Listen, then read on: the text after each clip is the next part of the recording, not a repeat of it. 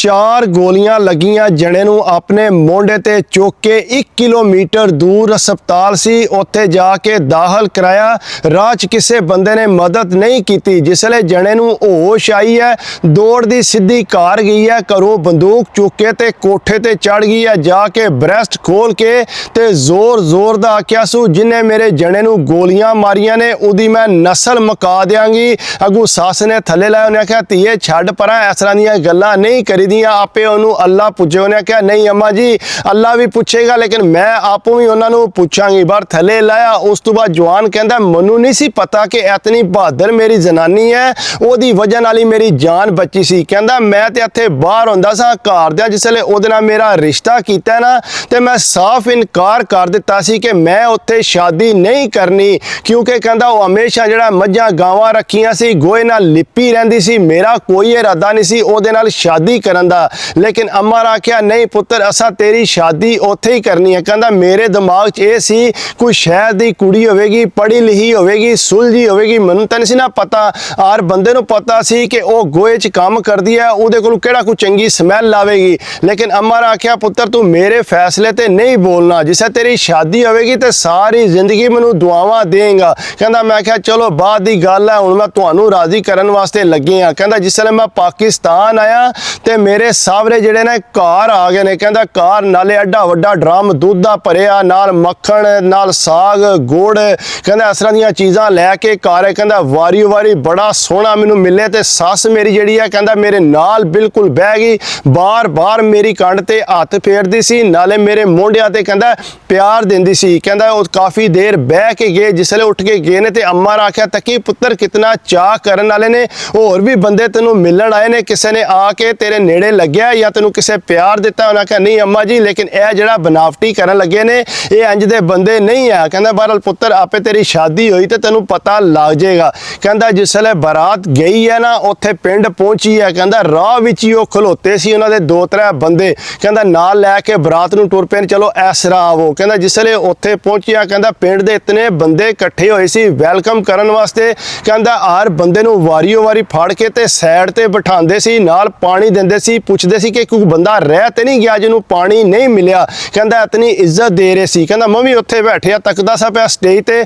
ਉਸ ਤੋਂ ਬਾਅਦ ਕਹਿੰਦਾ ਜਿਸਲੇ ਰੋਟੀ ਖੁੱਲੀ ਹੈ ਫੇਰ ਵੀ ਇਹ ਹਿਸਾਬ ਹੋਇਆ, ਹਰ ਬੰਦੇ ਕੋਲ ਗਏ ਨੇ, ਜਾ ਕੇ ਪੁੱਛਿਆ ਨੇ ਕਿ ਰੋਟੀ ਸਾਰਿਆਂ ਖਾ ਲਈ ਹੈ, ਕੋਈ ਬੰਦਾ ਰਹਿ ਤੇ ਨਹੀਂ ਗਿਆ। ਕਹਿੰਦਾ ਪਿੰਡ ਵਾਲੇ ਜਿਹੜੇ ਨੇ ਬੜੇ ਹੀ ਵੈਲਕਮ ਕਰ ਰਹੇ ਸੀ ਤੇ ਬਰਾਤੀ ਸਾਰੇ ਖੁਸ਼ ਹੈ, ਉਹਨਾਂ ਨੂੰ ਵੀ ਇਤਨੀ ਇੱਜ਼ਤ ਕਦੇ ਨਹੀਂ ਸੀ ਮਿਲੀ। ਜੋ ਹੀ ਜਾਂਦੇ ਸੀ ਜਾ ਕੇ ਰੋਟੀ ਖਾ ਕੇ ਬੰਦੇ ਨਿਕਲ ਜਾਂਦੇ ਸੀ।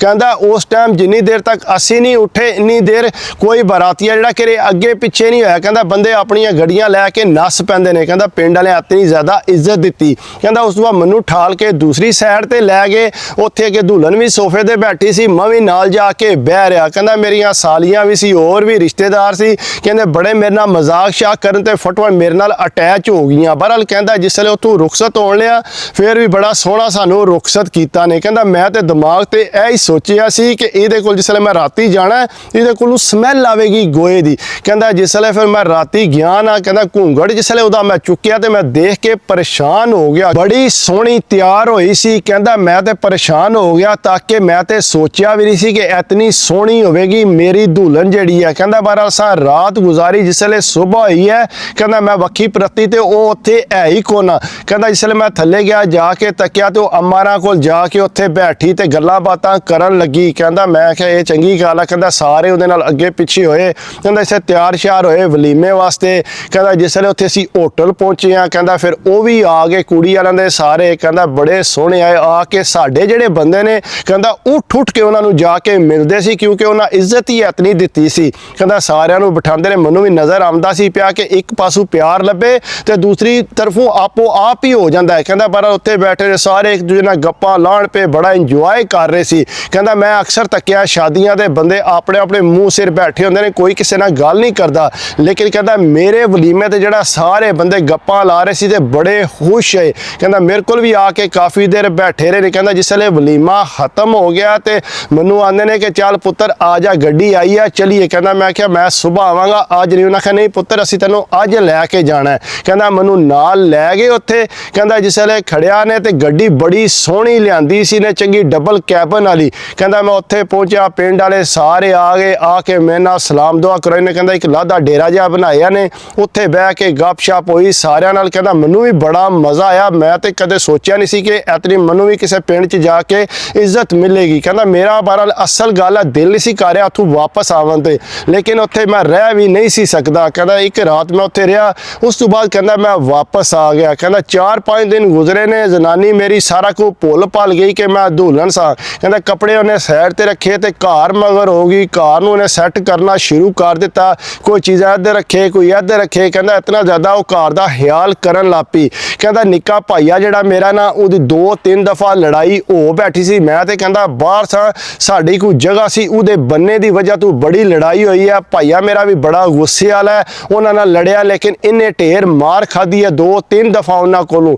ਮੈਂ ਆਉਣ ਦੀ ਕੋਸ਼ਿਸ਼ ਕੀਤੀ ਹੈ ਪਾਕਿਸਤਾਨ, ਲੇਕਿਨ ਅੰਮਾ ਨੇ ਮੈਨੂੰ ਮਨਾ ਕੀਤਾ ਕਿ ਪੁੱਤਰ ਤੂੰ ਪਾਕਿਸਤਾਨ ਨਹੀਂ ਆਉਣਾ। ਲੇਕਿਨ ਕਹਿੰਦਾ ਇਸ ਵਜ੍ਹਾ ਤੋਂ ਮੈਂ ਨਹੀਂ ਆਇਆ। ਉਸ ਤੋਂ ਬਾਅਦ ਮੈਨੂੰ ਕਸਮ ਦਿੱਤੀ ਨੇ ਕਿ ਤੂੰ ਕਿਸੇ ਲੜਾਈ ਝਗੜੇ 'ਚ ਨਹੀਂ ਪੈਣਾ। ਭਾਈਆ ਮੇਰਾ ਨਿੱਕਾ ਬੜੀ ਵਾਰੀ ਆਖਿਆ ਕਿ ਚਲੀਏ ਜਾ ਕੇ ਗੱਲ ਕਰੀਏ, ਬੰਨਾ ਆਪਣਾ ਵਾਪਸ ਲਵੀਏ। ਕਹਿੰਦਾ ਬੰਨਾ ਵਾਪਸ ਵੀ ਲਿਆ, ਲੇਕਿਨ ਫਿਰ ਵੀ ਉਹਨਾਂ ਸਾਡੇ ਨਾਲ ਸ਼ਰੀਕਾ ਨਹੀਂ ਛੱਡਿਆ।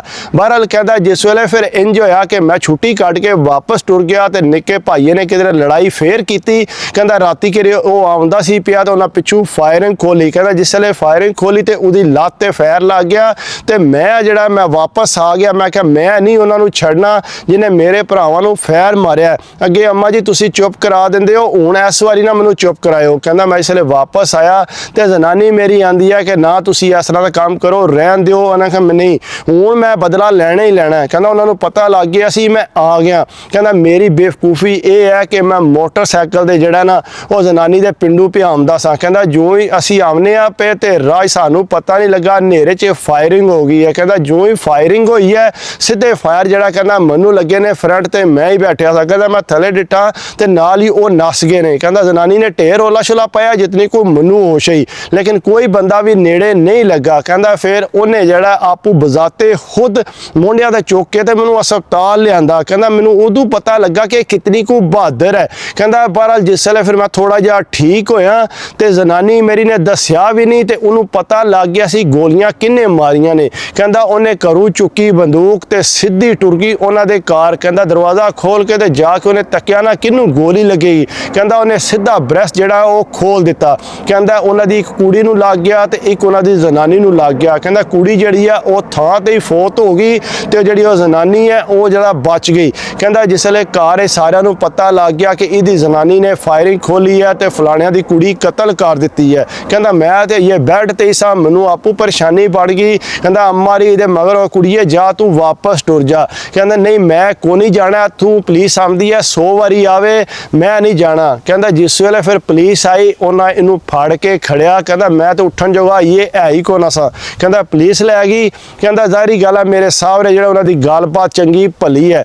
ਕਹਿੰਦਾ ਉਹਨਾਂ ਕੋਸ਼ਿਸ਼ ਕੀਤੀ ਜਿਨ੍ਹਾਂ ਦੀ ਕੁੜੀ ਫੌਤ ਹੋਈ ਹੈ ਉਹਨਾਂ ਨਾਲ ਆ ਕੇ ਗੱਲ ਕੀਤੀ ਕਿ ਗੱਲ ਸੁਣੋ ਦੁਸ਼ਮਣੀ ਮਕਾਣੀ ਜੇ ਕਿ ਕੋਨੀ, ਜੇ ਦੁਸ਼ਮਣੀ ਵਧਾਣੀ ਜੇ ਤੇ ਅਸੀਂ ਵਧਾਉਣ ਨੂੰ ਤਿਆਰ ਹਾਂ। ਅੱਗੇ ਤੇ ਤੁਹਾਡੀ ਹਾਲੀ ਮੋੜੇ ਨਾਲ ਸੀ, ਹੁਣ ਤੁਸੀਂ ਮੇਰੀ ਕੁੜੀ ਵਿੱਚ ਮੁਲਵਸ ਕਰ ਲਈ ਹੈ। ਇਸ ਵਾਸਤੇ ਤੁਸੀਂ ਅਗਰ ਚਾਹੁੰਦੇ ਹੋ ਦੁਸ਼ਮਣੀ ਅਗਾਂਹ ਵਧਾਣਾ ਤੇ ਮੋਸਟ ਵੈਲਕਮ, ਸਾਨੂੰ ਕੁੜੀ ਦੀ ਕੋਈ ਪਰਵਾਹ ਨਹੀਂ, ਲੇਕਿਨ ਅਸੀਂ ਕੁੜੀ ਦਾ ਬਦਲਾ ਜ਼ਰੂਰ ਲੈਣਾ। ਬੜੇ ਤਲੁਕਾਤ ਵਾਲੇ ਬੰਦੇ ਸੀ, ਬੜੇ ਭਾਰੇ ਸੀ ਉਹ। ਕਹਿੰਦਾ ਉਹਨਾਂ ਇਸੇ ਗੱਲ ਸਮਝਾਈ ਨਾ ਸਾਰੀ, ਉਹਨਾਂ ਆਖਿਆ ਜੀ ਬਿਲਕੁਲ ਅੱਜ ਤੋਂ ਬਾਅਦ ਸਾਡੀ ਦੁਸ਼ਮਣੀ ਖਤਮ, ਅਸੀਂ ਬਿਲਕੁਲ ਕੋਈ ਦੁਸ਼ਮਣੀ ਨਹੀਂ ਰੱਖਣਾ ਚਾਹੁੰਦੇ, ਅਸੀਂ ਸੁਲਾਹ ਚਾਹੁੰਦੇ ਹਾਂ। ਕਹਿੰਦਾ ਫਿਰ ਉਹਨਾਂ ਜਿਹੜਾ ਸੁਲਾਹ ਕੀਤੀ, ਕਹਿੰਦਾ ਜਨਾਨੀ ਮੇਰੀ ਨੂੰ ਉਹਨਾਂ ਛੱਡ ਦਿੱਤਾ। ਕਹਿੰਦਾ ਬਰੀ ਹੋ ਕੇ ਵਾਪਸ ਆ ਗਈ। ਕਹਿੰਦਾ ਜ਼ਾਹਰੀ ਗੱਲ ਹੈ ਜਿਹੜੇ ਮੇਰੇ ਸਾਹਵਰੇ ਨੇ ਕਹਿੰਦਾ ਢੇਰ ਬੰਦੇ ਆਏ ਸੀ, ਬੜੀਆਂ ਬੜੀਆਂ ਉਹਨਾਂ ਮੁੱਛਾਂ ਰੱਖੀਆਂ, ਬੰਦੂਕਾਂ ਹੱਥ ਵਿੱਚ ਫੜੀਆਂ ਤੇ ਉਹਨਾਂ ਦੇ ਅੰਦਰ ਕਹਿੰਦਾ ਦਹਿਸ਼ਤ ਪੈ ਗਈ ਸੀ ਤਾਕੀ ਤੇ। ਲੇਕਿਨ ਕਹਿੰਦਾ ਉਸ ਤੋਂ ਬਾਅਦ ਜਿਹੜਾ ਉਹ ਬਿਲਕੁਲ ਸਕੂਨ ਵਿੱਚ ਹੋ ਗਏ ਸੀ। ਲੇਕਿਨ ਹੁਣ ਮੈਂ ਜਨਾਨੀ ਆਪਣੀ ਕਹਿੰਦਾ ਬਾਹਰ ਲੈਂਦੀ ਹੈ, ਲੇਕਿਨ ਮੈਂ ਇਹ ਵੀ ਸੋਚਣਾ ਕਿ ਕਿਤਨੀ ਬਹਾਦਰ ਹੈ, ਕਿੰਨੀ ਸ਼ਰੀਫ ਹੋ ਕੇ ਕੰਮ ਕਾਰ 'ਚ ਲੱਗੀ ਰਹਿੰਦੀ ਸੀ। ਕਦੇ ਨੇ ਮਹਿਸੂਸ ਨਹੀਂ ਕਰਾਇਆ ਕਿ ਮੈਂ ਇਤਨੀ ਬਹਾਦਰ ਹਾਂ। ਕਹਿੰਦਾ ਮੈਨੂੰ ਸੱਟ ਲੱਗੀ ਹੈ ਤੇ ਇੰਜ ਉੱਡੀ ਹੈ ਤੇ ਮੈਂ ਕਦੇ ਸੋਚਿਆ ਵੀ ਨਹੀਂ ਸੀ। ਕਹਿੰਦਾ ਉਹਨੇ ਨਹੀਂ ਫਿਕਰ ਕੀਤੀ ਆਪਣੀ ਜਾਨ ਦੀ। ਕਹਿੰਦਾ ਮੈਂ ਕਿਹਾ ਹੁਣ ਸਾਰੀ ਜ਼ਿੰਦਗੀ ਮੇਰੀ ਤੇਰੀ ਹੈ, ਜੋ ਕੁ ਤੂੰ ਮੇਰੇ ਨਾਲ ਕਰ ਦਿੱਤਾ ਹੈ। ਲੇਕਿਨ ਕਹਿੰਦਾ ਇਹ ਵੀ ਉਸ ਤਰ੍ਹਾਂ ਹੀ ਸਾਦਗੀ ਨਾਲ ਮੇਰੀ ਖਿਦਮਤ ਕਰਦੀ ਹੈ, ਕਦੇ ਵੀ